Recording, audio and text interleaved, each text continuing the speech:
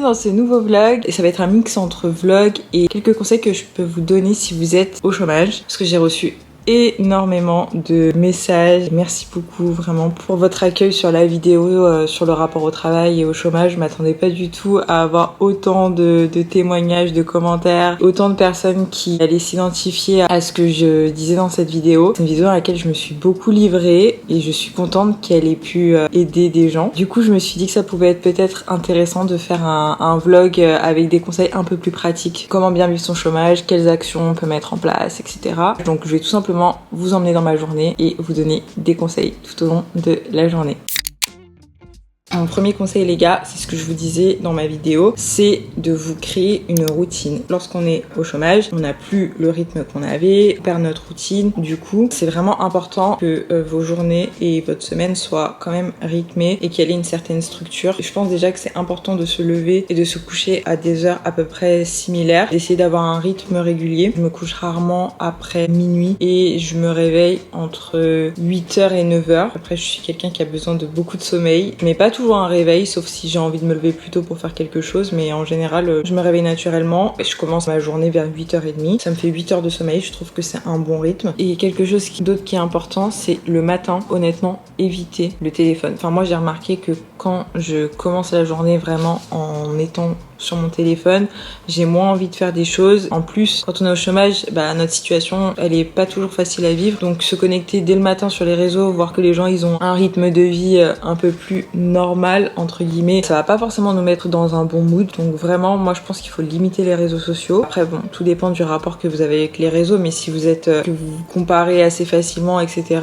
et que vous vivez mal le chômage, évitez de vous connecter dès le matin. Je pense vraiment que les premières heures de la journée, elles sont cruciales. Et par exemple, moi, la routine qui me fait du bien le matin, c'est de boire mon café avec un livre. C'est quelque chose que j'avais pas le temps de faire quand j'étais salariée. Souvent je lisais dans le métro, mais là je me dis c'est tellement plus agréable de lire chez moi avec mon café et j'essaie de me prendre 30 minutes tous les matins. Avant même de regarder mon téléphone, j'essaie de prendre ce moment-là. Il commence à faire super beau à Montréal, du coup parfois je sors même de chez moi pour aller au parc et lire 1 heure. Et ensuite quand je rentre, là je vais checker mon téléphone. Mais vraiment, essayez de limiter votre utilisation du téléphone. Et une petite astuce pour ça, mettre votre téléphone dans une autre pièce et pas l'avoir à côté de votre lit. Comme ça le matin, c'est pas la première chose que vous faites. Moi je mets mon livre sur ma table de chevet et parfois quand je me réveille, je vais prendre mon livre et je vais lire un peu avant de sortir du lit, même si c'est juste une page, mais au moins la première chose que j'ai faite, c'est pas avoir checké mon téléphone. Trouvez quelque chose qui vous motive le matin pour vous lever. Ça peut juste être de préparer un bon petit déjeuner, ça peut être de la méditation,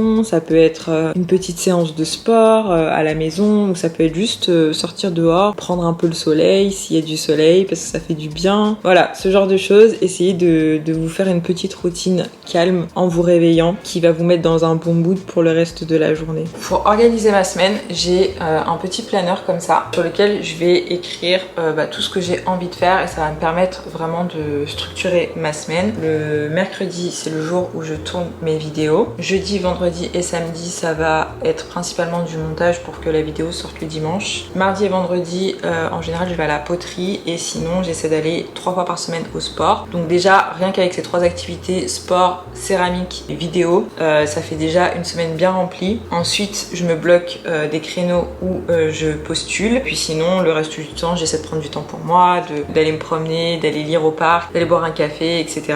Et le lundi, c'est un peu mon jour off. En général, je vais au sport parce que j'aime bien commencer la semaine en allant au sport. Je trouve que ça te met tout de suite dans une bonne dynamique pour la semaine. Mais sinon, je fais ni poterie, ni vidéo, ni montage. Les candidatures, j'essaie de faire ça le matin. Comme ça, l'après-midi, je peux faire autre chose. Parce que le matin, c'est pas mal. Comme ça, tu commences la journée, tu te bloques 2 ou 3 heures et au moins, c'est fait. Après, ça m'arrive le soir de regarder un peu les offres aussi. Mais en général, pour postuler et tout, j'aime bien faire ça le matin quand je suis en forme et que j'ai la tête fraîche, entre guillemets. Et quand vous postulez, mettez-vous dans des bonnes conditions. Personnellement, je trouve que la recherche de taf, c'est vraiment quelque chose d'éprouvant. T'as l'impression de voir tout le temps les mêmes offres. Parfois, tu vois même pas des offres qui t'intéressent vraiment, donc ça peut être un peu déprimant. Donc franchement, mettez-vous dans des bonnes conditions. Genre là, petit ice latte, je me suis pris des petites cerises dans un bol que j'ai fait moi-même à la poterie.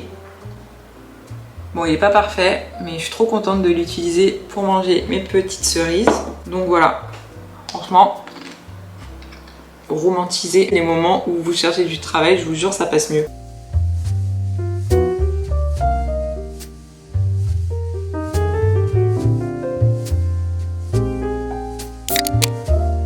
Pour les candidatures, ciblez les offres qui vous intéressent vraiment. Franchement, n'envoyez pas des tonnes de candidatures juste pour être appelé. J'ai déjà été dans cette position-là pendant mon premier chômage. J'envoyais plein de candidatures. Parfois, je me retrouvais dans des process où au final, j'avais pas vraiment envie d'aller plus loin. Je m'entraînais, mais j'arrivais dans cette position où on me faisait une offre et je déclinais parce que j'avais pas envie, ça me correspondait pas trop. Ou tu peux aussi te retrouver dans cette situation où tu prends un peu quelque chose par dépit parce que ça fait longtemps que tu es au chômage et au final, tu te retrouves dans un environnement qui te convient pas du tout. Franchement, là, pour cette recherche de taf, là, en 2024, je veux vraiment postuler moins, mais mieux, cibler les bonnes offres. Au moins, si je suis rappelée, je sais que ça me conviendra peut-être mieux. Il faut vraiment privilégier la qualité à la quantité. Économisez votre énergie pour les offres qui vous plaisent vraiment. Ne postulez pas à tout et n'importe quoi. Respectez-vous, respectez vos envies, respectez vos besoins. Postulez quand vous accrochez vraiment avec une offre.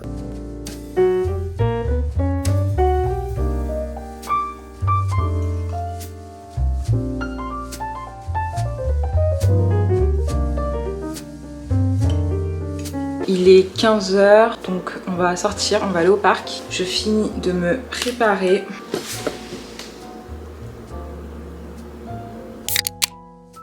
Un autre conseil que je voulais vous partager, c'est de continuer de vous apprêter. Ça peut paraître bête, mais quand on est au chômage, on est souvent chez soi. Je suis quelqu'un qui privilégie le confort avant tout, donc je suis tout le temps dans une tenue confortable. Parfois, c'est vrai que j'ai un peu moins de motivation. En général, dans ces moments-là, quand je suis pas trop motivée, je m'habille, je me prépare comme si j'allais au travail. Et honnêtement, je trouve que ça change tout de suite ton humeur et que ça te donne un peu plus envie de faire des choses. C'est pas parce qu'on va plus au bureau qu'on ne peut pas s'apprêter, se maquiller. Donc franchement, moi je le fais pour moi. Alors parfois je me maquille pas du tout et parfois j'ai envie, et même si je vois personne, je me sens bien comme ça. Après ça m'arrive pendant une semaine de pas me maquiller, d'être tout le temps en jogging. Dans certains de mes vlogs, vous avez dû le voir dans les wiki vlogs, je suis pas toujours apprêtée, mais je trouve que de temps en temps ça peut faire du bien. Je vais même mettre un peu de parfum. C'est l'interdit de Givenchy. J'en ai presque plus. C'est un échantillon. Il est incroyable. Il sent vraiment très très bon. Donc écoutez les amis, on va sortir. On va aller profiter du soleil parce qu'il fait un temps radieux. En fait, il n'y a pas de printemps à Montréal. On passe de l'hiver à l'été. Petit outfit check avant de partir. J'ai ce haut noir. Je ne sais pas où je l'ai acheté et c'est pas marqué, donc aucune idée. Et ce pantalon cargo que j'ai acheté en Colombie à Medellin le mois dernier du coup. Quand je vous dis que je suis une go du confort, là je suis au max. C'est confortable, c'est stylé et les petites birks. Donc voilà, c'est le troisième. Je sais que je suis dans l'abus.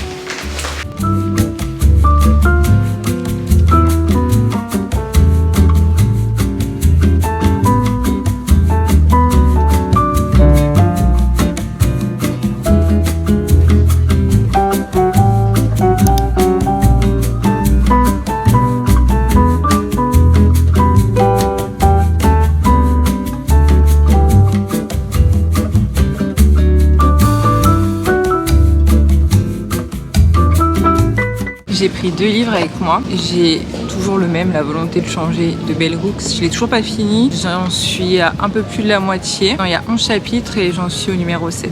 Et j'ai pris celui-ci. Vraiment rien à voir. Mais je l'ai trouvé dans une boîte à livres la semaine dernière. Et je l'ai pris parce que j'étais une grande fan de Charmed quand j'étais plus jeune. Je me suis dit trop bien, en vrai ça va grave me rappeler des souvenirs. J'hésitais entre les deux. Rien à voir, vraiment. Mais je pense que ça va être ma lecture du jour. Le pouvoir des trois, je suis morte, j'adore.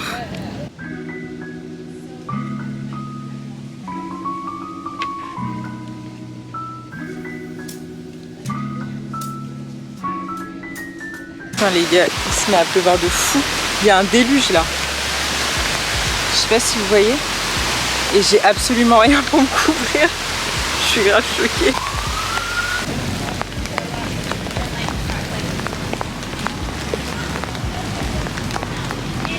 C'est bon, ça s'est arrêté, le soleil est là, mais je suis trempée là. J'ai pris une douche. J'ai pris pris une douche. Je viens de rentrer les gars, c'est remis à pleuvoir donc je suis pas restée plus longtemps. Il est 18h15, je vais aller à la poterie d'ici une demi-heure. En tous les cas je devais repasser par la maison pour me changer parce que je vais pas y aller avec mon pantalon là. J'ai pas envie de le salir.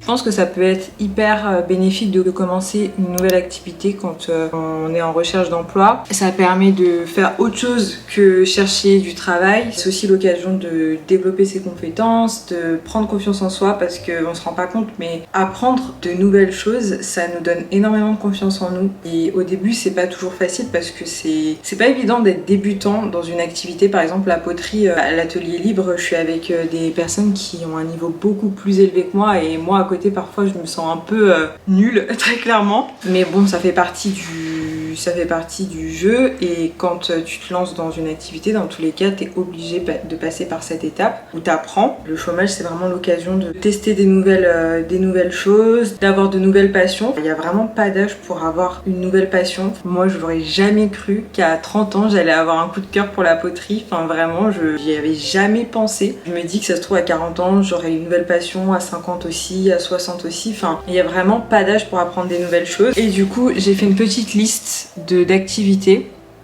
une liste non exhaustive mais qui peut peut-être vous donner des idées d'activités ou de choses à tester. Alors elle est où ma liste? Où j'ai mis la peinture, la couture, écrire dans un journal, écrire un peu tous les jours ses pensées, ce qu'on a fait de sa journée. Je trouve que c'est une bonne manière de garder une trace de certains moments de sa vie. Apprendre à jouer d'un instrument de musique, la poterie, le dessin, l'aquarelle. J'ai très envie de me mettre à l'aquarelle, c'est très à la mode en ce moment. Mais bon, je peux pas tout faire, mais en vrai je sais pas, ça a l'air d'être une activité qui détend vraiment, donc j'ai grave envie de tester en tout cas. Apprendre une nouvelle langue, faire de la méditation, tester des recettes, que ce soit en pâtisserie par exemple des recettes de gâteaux ou tester des recettes de plats. Enfin pareil, quand on passe sa vie au travail et qu'on court partout, on n'a pas forcément envie de passer beaucoup de temps dans la cuisine, bah là c'est l'occasion de tester des plats. Quoi d'autre? Lancer une chaîne YouTube, faire de la photographie, puis ça peut être aussi une activité sportive.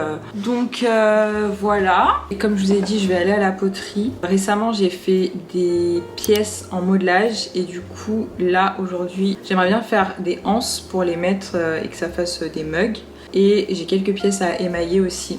D'ailleurs j'ai récupéré plein de pièces que j'ai faites en mars. J'ai fait plein de petits mugs comme ça. Je bois mon café dedans, mais je m'étais pas dit que sans la anse c'était un petit peu chaud. Un ice latte à la limite ça passe. Et pour un café chaud en fait faut attendre qu'il refroidisse sinon tu te brûles les doigts quoi. C'est en faisant de la poterie que tu te rends compte qu'une anse c'est vraiment très utile en fait.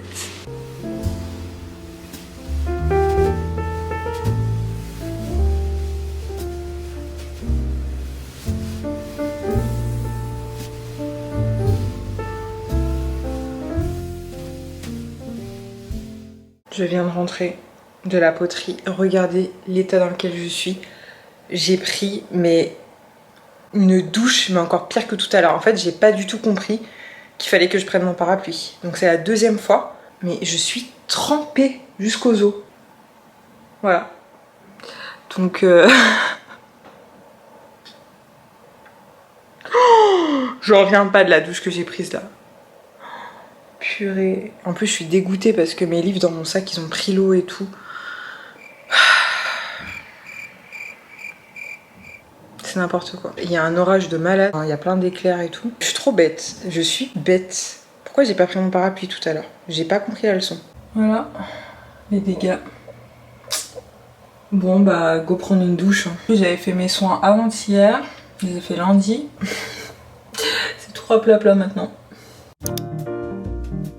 Je m'apprête à aller à la salle de sport ce matin, ce qui m'amène à un autre conseil que je voulais vous partager dans cette vidéo, qui est tout simplement de bouger son corps. Je sais qu'on peut facilement être tenté de rester chez soi et de pas sortir quand on est au chômage, et surtout quand on est une personne casanière comme moi. Je peux rester 2-3 jours chez moi sans voir personne, ça me pose aucun problème, limite je m'en rends pas compte, mais j'essaie quand même de me forcer à sortir, à m'aérer, ne serait-ce que marcher, ça fait énormément de bien au corps. Quand on est au chômage, ça peut être plus difficile d'aller voir plupart des gens parce que ça nous renvoie un peu à notre statut de chômeur, toujours confronté aux mêmes questions. T'en es où dans tes recherches de taf? Est-ce que ça avance?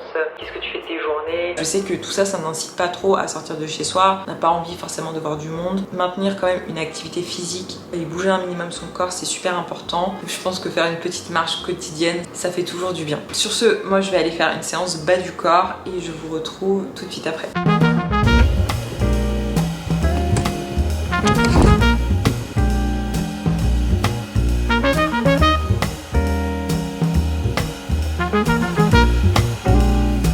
Regardez-moi ce verre, c'est tellement agréable de retrouver un Montréal tout vert comme ça fait grave du bien au moral. Et le matcha glacé, c'est une tuerie en fait. Vraiment, je découvre les bails de matcha là, mais je suis totalement convaincue. Je suis vraiment séduite par cette boisson.